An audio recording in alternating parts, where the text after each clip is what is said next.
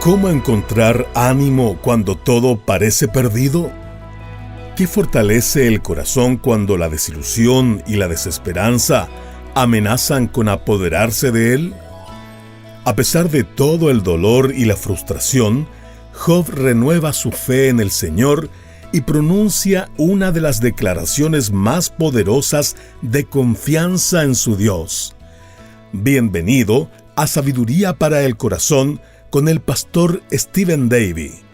Hoy seguimos con nuestro estudio del libro de Job en la serie El silencio del cielo. En el mensaje de hoy veremos cómo incluso en el valle más oscuro, Dios sigue siendo fiel y digno de nuestra confianza. Le invitamos a tomar su Biblia y disfrutar de esta enseñanza titulada Renaciendo en la Fe. Bienvenido.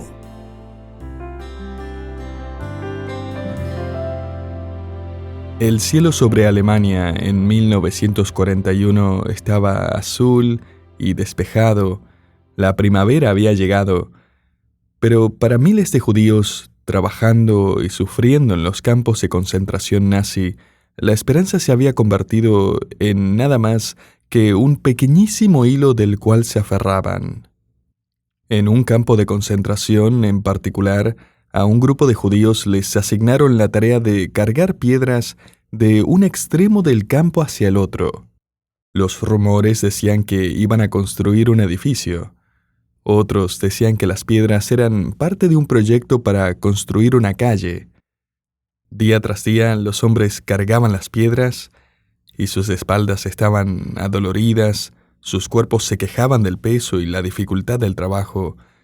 Pero finalmente, después de semanas de haber comenzado esa enorme tarea, lograron terminar el trabajo. Las piedras se habían apilado y estaban listas para usarse. Esa noche, los hombres se estiraron con un leve sentimiento de satisfacción y logro. Al siguiente día, los hombres tuvieron que presentarse como siempre ante su jefe y les dieron una nueva tarea. Ellos ahora tenían que llevar las mismas piedras hacia el otro extremo del campo, de vuelta donde las habían sacado en primer lugar. Devastados emocionalmente empezaron su tarea. Concluyeron que obviamente su tarea no tenía sentido. Eventualmente movieron todas las piedras de lado a lado sin plan o propósito. Y fue entonces cuando estos hombres se dieron cuenta de que todo lo que hacían era inútil, que empezaron a flaquear y eventualmente murieron. Y es que, querido oyente, la aflicción sin significado es un peso demasiado grande como para soportar. Fue la pérdida de propósito que hizo que las dolorosas vidas de estos hombres se volvieran completamente intolerables. Escuché de algo similar que le ocurrió a un pueblo entero, solo que en un contexto diferente. Las autoridades habían decidido construir una represa hidroeléctrica en el valle de Maine, Estados Unidos, donde un pequeño pueblo había vivido por generaciones. La gente ahora tenía que trasladarse a otro lugar, ya que el pueblo eventualmente sería sumergido bajo el agua de la represa. Durante el tiempo entre la decisión inicial de comenzar el proyecto y el final del proyecto, este pueblo, que generalmente era bien cuidado, con calles limpias y bellas casas, con patios bien arreglados, empezó a caerse a pedazos. Un residente explicó el fenómeno de esta forma: cuando no hay esperanza para el futuro, no hay trabajo para el presente. Y es que cuando las expectativas a futuro se frustran por completo, las ganas de hacer algo, de trabajar, de avanzar o reparar algo, o incluso de soportar algo se terminan. Sin un futuro y un propósito, el desaliento se enrolla alrededor del corazón como una enredadera y ahoga toda esperanza. Según lo que Job puede entender hasta el momento, Dios lo ha asignado a llevar piedras de un lado a otro sin propósito. No siente que haya algún significado detrás de su sufrimiento. Y para empeorar las cosas, Bildad no tiene nada más que otro mensaje de culpa y condenación, para que Job siga sufriendo. De hecho, él, tal como Elifaz en su segundo discurso, está aún más enojado. Y para tratar de hacer que Job confiese, Bildad describe lo terrible de la muerte para aquel que vive en pecado. Bildad pinta 4 escenas que describen la muerte del impío. Estas son escenas verdaderas a todo esto, pero el problema es que él las está aplicando al hombre equivocado. Sin embargo, para aquellos que no tienen al Redentor, este es su futuro. La primera escena es la de una tienda oscura.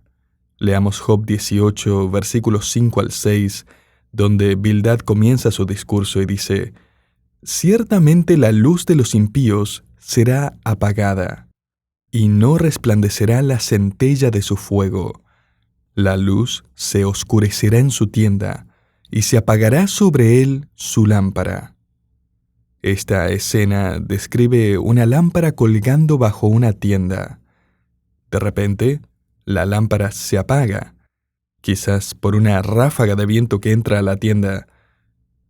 Para muchas personas, esta es la realidad acerca de la muerte. Es algo misterioso y sombrío que lo convierte en el rey de sus temores. Bildad apunta a Job con su dedo y le dice: «Job, estás ignorando lo obvio. La luz de tu vida está a punto de apagarse y tú vas a quedar en la oscuridad del juicio de Dios». La segunda escena es la de un animal atrapado. Note lo que dice Job 18 del 9 al 10. «Lazo prenderá su calcañar, se afirmará la trampa contra él, su cuerda está escondida en la tierra, y una trampa le aguarda en la senda». En otras palabras, estás atrapado, Job. Arrepiéntete antes de que te atrapen y te maten. La tercera escena es la de una víctima en persecución. Los versículos 11 al 12 dicen: «De todas partes lo asombrarán temores, le harán huir desconcertado. Serán gastadas de hambre sus fuerzas, y a su lado estará preparado quebrantamiento». O sea, no hay escapatoria. La última escena que Bildad describe es la de una tumba sin nombre. Note lo que dice el versículo 17: «Su memoria perecerá de la tierra, y no tendrá nombre por las calles». Otra vez, querido oyente, esto es verdad, pero Bildad le está predicando al hombre equivocado. En Job 18:2, Bildad comenzó con las palabras: «Job, ¿cuándo pondréis fin a las palabras?». Y ahora Job comienza su respuesta en el capítulo 19, versículo 2, diciendo: «¿Hasta cuándo angustiaréis mi alma y me moleréis con palabras?». O sea, Bildad le pregunta a Job: «¿Cuánto tiempo vas a seguir justificándote con tus palabras?». Y Job le responde: «¿Cuánto tiempo van a seguir destruyéndome con sus palabras?». Mientras que Bildad describió los terrores de la muerte en el capítulo 18, y esos son verdaderamente terribles, Job le responde en el capítulo 19 describiendo las aflicciones de su vida. Y esas sí que fueron terribles también. Me llamó la atención el contraste en la perspectiva de estos dos hombres, porque Bildad consideraba que lo que Job había perdido era fortaleza física, su estado financiero, su fama y reputación, Job 18 del 12 al 17. Pero Job considera otras cosas como pérdidas de verdad. Y sí que eran distintas. Estas eran las pérdidas que Job realmente lamentaba. Job lamenta lo que él cree que es la pérdida de la justicia. Job 19:7.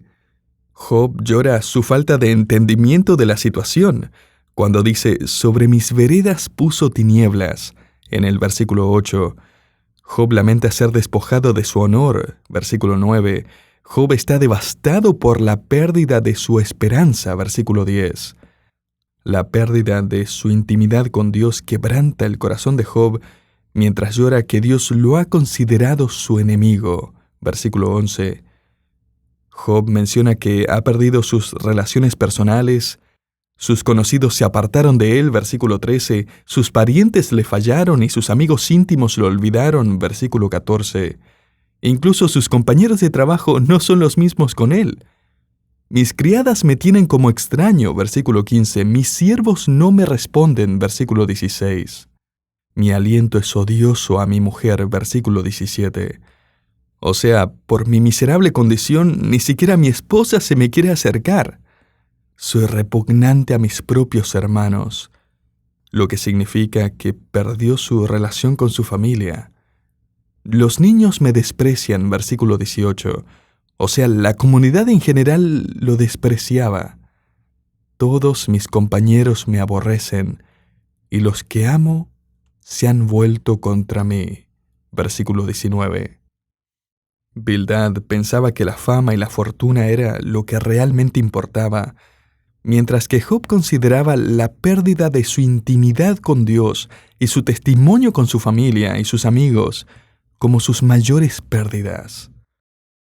Lo que me lleva a pensar, querido oyente, ¿cuánto valoramos nosotros nuestra relación con Dios y nuestro testimonio como creyentes? A todo esto, este texto nos provee una maravillosa lista para evaluarnos, ¿no es así? ¿Qué es lo que usted consideraría como sus mayores pérdidas? ¿Perder su casa, sus inversiones, su plan de jubilación, su trabajo, su auto, su salud? ¿O perder su integridad en su trabajo, su testimonio para Cristo, sus relaciones con familiares y amigos, su comunión y caminar con Dios? Cuando leemos acerca de lo que Bildad pensaba que eran las mayores pérdidas de Job, rápidamente aprendemos que él encajaría perfectamente en nuestra cultura moderna. Estaría vendiendo libros en administración y finanzas como cómo evitar la ruina financiera, cómo ampliar su reputación en su comunidad y más allá, cómo ser valorado y promovido, cómo crear tendencias en su mundo. Sin embargo, Job diría: yo tenía todo eso, y ahora que lo he perdido todo, sé que las cosas que más importan son mi relación con Dios, mi integridad y mi relación con mi familia y amigos. ¿Puede creerlo, querido oyente, que en el medio de esta experiencia tan difícil, desde las profundidades de este foso, estamos a punto de oír de parte de Job nada menos que una de las confesiones más firmes y llenas de fe en toda la Biblia? Leamos lo que dice Job en el capítulo 19, versículo 23. ¿Quién diese ahora que mis palabras fuesen escritas? ¿Quién diese que se escribiesen en un libro?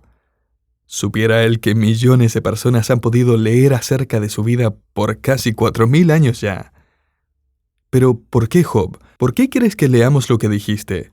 Note ahora los versículos 25 al 27. Yo sé que mi Redentor vive, y al fin se levantará sobre el polvo, y después de deshecha mi piel, en mi carne he de ver a Dios, al cual veré por mí mismo, y mis ojos lo verán. Esa sí que es una confesión de fe y confianza. Yo sé que mi Redentor vive. Una de las obras musicales más famosas de todos los tiempos se llama El Mesías, compuesta por George Händel. Se considera como su obra maestra, su mejor trabajo, su logro más renombrado. Me pareció interesante que esta obra maestra fue escrita bajo circunstancias muy difíciles. Durante ese tiempo en su vida, Händel estaba luchando con una enorme deuda. Además, recientemente había sufrido un accidente cerebrovascular. Su salud estaba bastante mal por su ansiedad y estrés. El ACV había paralizado el lado izquierdo de su rostro, causándole mucho dolor. Casi todos los días, Händel apenas podía pagar por su renta y su comida. Estaba deprimido y desanimado. Una noche en 1741, deprimido y derrotado, Händel caminó por las solitarias calles de Londres hasta el amanecer, cuando volvió a su pequeña habitación. Sobre la mesa encontró una carta bastante gruesa. Era de parte de su amigo Charles Jennens, que lo animó a tomar los textos que le había enviado y componer una nueva obra. Eran simplemente versículos bíblicos acerca de las profecías acerca del Mesías y sus cumplimientos en Jesucristo. Händel arrojó las páginas sobre la mesa y se fue a dormir, pero no pudo conciliar el sueño. Algunas de las palabras que había leído volvían a su mente. Palabras como «Consolad, consolad a mi pueblo, dice vuestro Dios». El pueblo que caminaba en tinieblas vio una inmensa luz, el príncipe de paz. ¡Aleluya! Él se levantó y fue al piano. Empezó a escribir. Él era zurdo, pero a causa de su ACV tenía mucha dificultad para escribir. Las notas en el texto original son, de hecho, algo difíciles de entender, demostrando lo limitado que estaba Händel para escribir en ese tiempo. Pero eso no lo detuvo.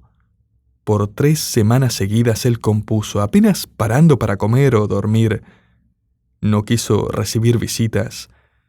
Y al final, después de 22 días, un amigo logró entrar al apartamento y encontró a George Händel en su piano, con partituras por todos lados y lágrimas sobre su rostro. Händel lo miró y le dijo: «Creo que he visto todo el cielo frente a mí y la grandeza del mismo Dios». Esta fue, sin duda, la obra maestra de Händel. Cuando la presentaron por primera vez en Londres, el rey Jorge se puso de pie durante el coro Aleluya y se quitó la corona. Querido oyente, desde las profundidades de su ansiedad vino una declaración de confianza. Desde el foso del temor llegó a la cúspide de su fe. Esa fue la declaración de Händel del Evangelio de Jesucristo, el Mesías. Uno de los textos incorporados en la obra de Händel es Job 19:25. Antes de que se convirtiera en la obra maestra de Händel, esta ya era la obra maestra de Job. Este fue, sin duda, el mayor logro de la vida espiritual de Job. Él dijo: «Estoy en las profundidades de mi dolor, pero yo sé que mi Redentor vive». Podemos notar al menos 6 características en esta obra maestra de la fe. Primero, note la convicción de fe. Leemos aquí, «yo sé». Concuerdo con Spurgeon, quien predicó acerca de este pasaje, que a estas alturas esperaríamos que Job no estuviera seguro de nada. Pero esto sí lo sabía, con seguridad, que el Mesías vive. Job no dijo, «espero que el Redentor viva», o «creo», o «quizás el Redentor vive», o «puede que el Redentor viva». No, yo sé. Y si Job pudo tener esta confianza con la poca revelación que tenía y nada de ella por escrito, ¿cuánto más deberíamos nosotros, que tenemos la completa e infalible palabra de Dios, creer esto con confianza? El apóstol Juan escribió de esta confianza cuando dijo: «Estas cosas os he escrito a vosotros, que creéis en el nombre del Hijo de Dios, para que sepáis que tenéis vida eterna». 1 Juan 5:13. Job continúa en el versículo 25 diciendo, «mi Redentor». Note la personalización de la fe. Job dijo, «Él es mi Redentor». Note también en qué se concentra la fe de Job. Job dice, «yo sé que mi Redentor vive». Ahora, ¿de dónde sacó Job esta palabra, Redentor? Aparte de la inspiración del Espíritu Santo. El Redentor era alguien que podía comprar a un pariente de la esclavitud. Era alguien que tenía el derecho de defender a un pariente en la corte. Era alguien que podía casarse con la viuda de algún pariente cercano para darle un futuro y esperanza a esa mujer. Mire, Job entendía que había un Redentor que lo podía liberar de su esclavitud, que podía defenderlo en la corte, que podía darle un futuro y una esperanza. Y en las profundidades de su dolor, por fe, Job ofrece su corazón y pone su esperanza en su Redentor. Note también el fundamento de su fe. Leemos, yo sé que mi Redentor vive. Mire, si no fuera por la resurrección, nuestra fe no tendría sentido.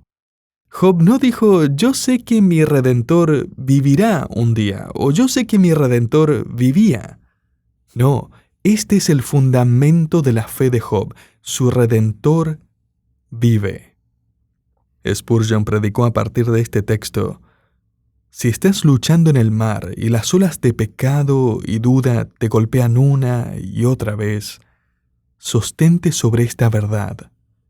Jesús vive.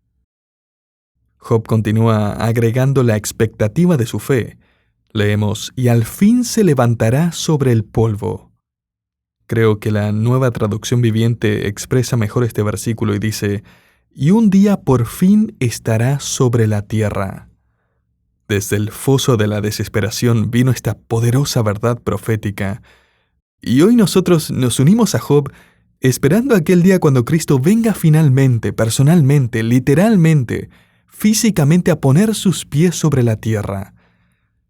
Cuando sujete todas las cosas debajo de sus pies, como dice 1 Corintios 15, 27.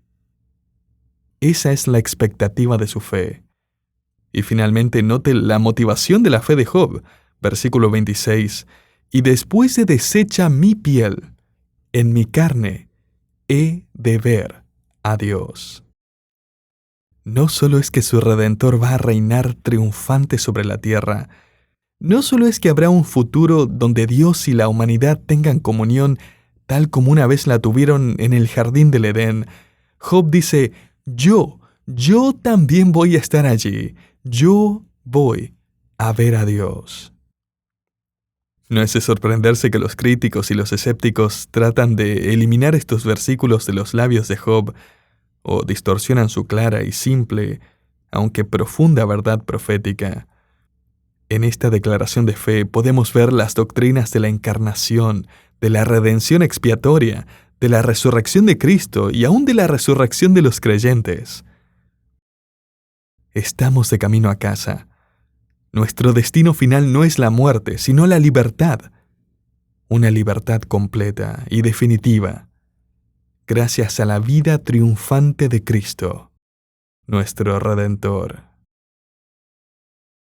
Henry Morrison fue un misionero en África a finales de 1800. Él y su esposa habían servido en el campo misionero por 40 años. De hecho, ellos nunca volvieron a su hogar hasta su último viaje, que señalaba el final de su servicio en la obra misionera. Mientras el barco se acercaba al puerto de Nueva York, ellos se preguntaron si alguien se acordaría de ellos, si habría alguien allí para recibirlos. Esto era antes de que existieran teléfonos celulares o el Internet, y ellos no sabían si alguien de la misión estaría en el puerto para cuando llegaran. Mientras el barco se acercaba al puerto, Henry Morrison y su esposa subieron a cubierta y quedaron completamente sorprendidos al ver cientos de personas en el puerto con carteles y pancartas diciendo «Bienvenidos». Habían globos por todos lados, personas sonriendo, saludando, mientras el barco cada vez se acercaba más a tierra. El corazón de Henry empezó a latir fuerte. Henry miró a su esposa y dijo, «Querida, ¿se acuerdan de nosotros? Mira cuántos han venido a darnos la bienvenida». Lo que ellos no sabían era que, en un cuarto privado, escondido del resto de los pasajeros, venía el mismísimo presidente Theodore Roosevelt, viajando de vuelta de un tiempo de vacaciones en África. Los carteles eran para él. Los saludos y los amigos sonrientes estaban allí para el presidente de los Estados Unidos. A Henry Morrison y a su esposa no los dejaron desembarcar hasta que el presidente y toda su delegación saliera primero del barco. Incluso la banda del cuerpo de la Marina estaba allí para recibir al presidente. Henry Morrison dijo, «Simplemente no parece justo. Nosotros hemos estado sirviendo al Señor fielmente por estos 40 años, servido aún de manera anónima, pero hemos sido fieles al Señor. El presidente viene de África de tomar unas vacaciones y todo el mundo viene a darle la bienvenida. No sé, no me parece bien que nosotros lleguemos a casa y no haya nadie para darnos la bienvenida. Su esposa lo miró y le dio una gran respuesta. Ella le dijo: «Pero Henry, aún no llegamos a casa. Aún no hemos llegado a nuestro verdadero hogar». Un autor escribió: «Si nos dieran todo lo que quisiéramos aquí en la tierra, nuestros corazones se conformarían con este mundo. Pero Dios está siempre atrayéndonos a Él y a su reino, donde ciertamente encontraremos lo que siempre hemos deseado». Escuche, querido oyente, nuestro hogar no está aquí, está allá. ¿Y cómo es que llegaremos de aquí hasta allá? Gracias a nuestro Redentor, el Mesías, Jesucristo. Solo recuerde mientras va de camino a casa que usted no se encuentra moviendo piedras de un lugar a otro, sufriendo sin propósito, esforzándose y luchando sin razón. Usted está construyendo una vida que no es nada menos que un monumento de fe a los ojos de Cristo. Así que continúe cantando su obra maestra de fe para el Señor. Siga cantando que Él es el Redentor y que un día le verá con sus propios ojos reinando triunfante en gloria. Esa es la canción, esa es la obra maestra de nuestra fe en nuestro Redentor, Jesucristo.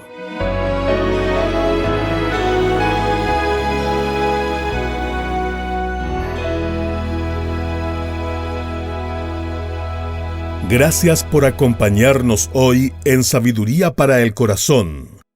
A través de la historia de Job, aprendemos que, incluso en los momentos más oscuros, podemos renovar nuestra fe y hallar esperanza en la fidelidad de Dios. Este mensaje se tituló Renaciendo en la Fe y es parte de la serie de estudios del libro de Job, El silencio del cielo. Sabiduría Internacional ha estado compartiendo el ministerio de enseñanza bíblica del pastor Stephen Davey desde el año 2001. Creemos firmemente que la Biblia tiene el poder de transformar vidas y por eso estamos comprometidos a ofrecer recursos que lo ayuden a crecer en comprender y aplicar la palabra de Dios en su diario vivir. Le invitamos a conocer nuestros recursos en la página web sabiduriaespanol.org. Lo esperamos en el próximo programa.